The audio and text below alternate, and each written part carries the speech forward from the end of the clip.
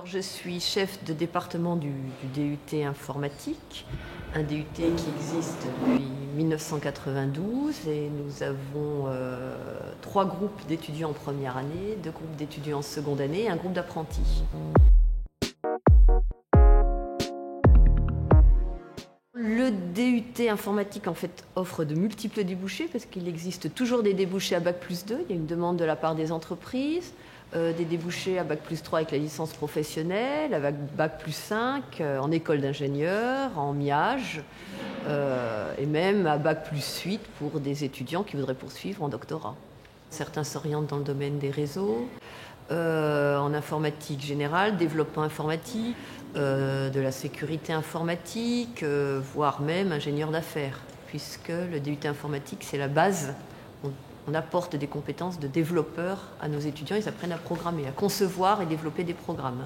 On a des stages de fin de deuxième année et on a cette formation en apprentissage pour un des 3 groupes de deuxième année où les étudiants sont 1 semaine sur 2 en entreprise tout au long de l'année. 90% de nos étudiants poursuivent leurs études, donc on n'a pas de lien direct avec des entreprises qui embauchent, même si on reçoit des offres d'emploi de la part des entreprises que je transmets à nos anciens étudiants.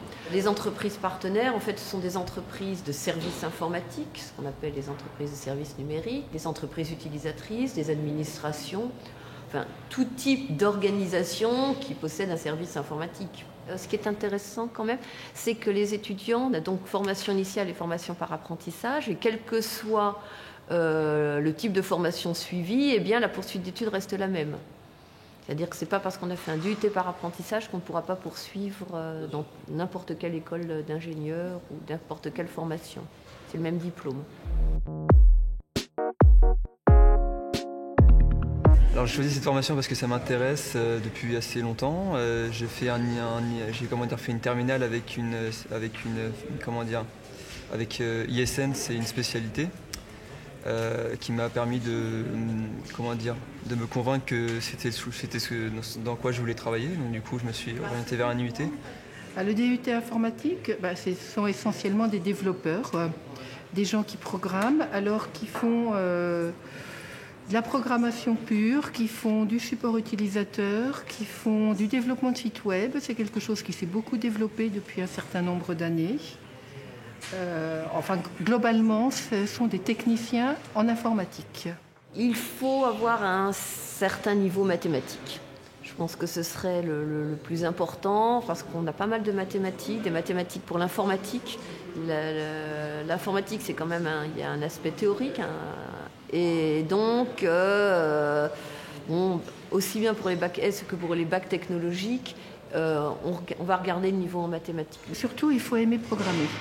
Et ça, c'est peut-être un problème que nous avons, c'est-à-dire qu'on a un fort pourcentage finalement d'étudiants qui viennent du lycée et qui n'ont jamais touché à la programmation et qui la découvrent ici. Et tous les ans, il y a une partie non négligeable de nos étudiants qui se rendent compte au cours du premier semestre que programmer, ce n'est pas leur truc. On essaie de coller le plus possible au monde du travail et à l'évolution de l'informatique, c'est-à-dire que nos programmes évoluent sans cesse. Et effectivement, les étudiants ont un stage de fin de DUT ou ceux qui sont en alternance ont cette double compétence professionnelle et plus générale en fait.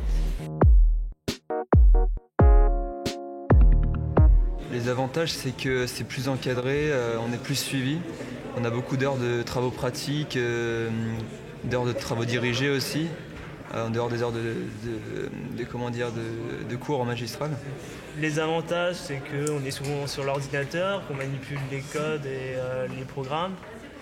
Les inconvénients, c'est que dans le cadre de l'UT, on fait d'autres matières qui ne sont pas forcément aussi intéressantes que la programmation, comme l'économie, qui n'est pas super. Ce qu'il faut savoir, c'est qu'il y a à peu près 32 heures de cours par semaine. Le DUT informatique, ce n'est pas une classe préparatoire, ne nécessite pas un travail personnel en dehors très important. Par exemple, en programmation, on leur demande de terminer des choses chez eux. Ça peut être sur les machines de l'IUT en libre service, mais ça veut dire que c'est des horaires contraints. Ou après, si les étudiants ont une machine personnelle chez eux, eh bien, ils peuvent gérer leur temps plus facilement. On n'a pas de travail obligatoire, mais je révise souvent mes cours de programmation parce que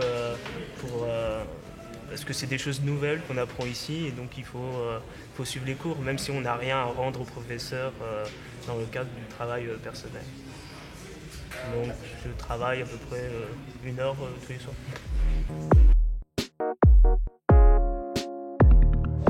Le DUT, c'est du contrôle continu, donc il n'y a pas de partiel. Ce sont des notes tout au long des 4 semestres, des notes de contrôle écrit, contrôle oraux, projet tutoré, projet informatique. Donc ce n'est pas une évaluation finale, hein. Le DUT n'est pas basé sur une évaluation finale. Là, on leur a donné un projet en demandant qu'ils le fassent par 2. Certains l'ont fait tout seuls.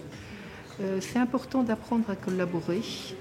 C'est important, donc ils ont des projets tutorés assez gros en 2e année, où ils sont par groupe de 5 ou 6.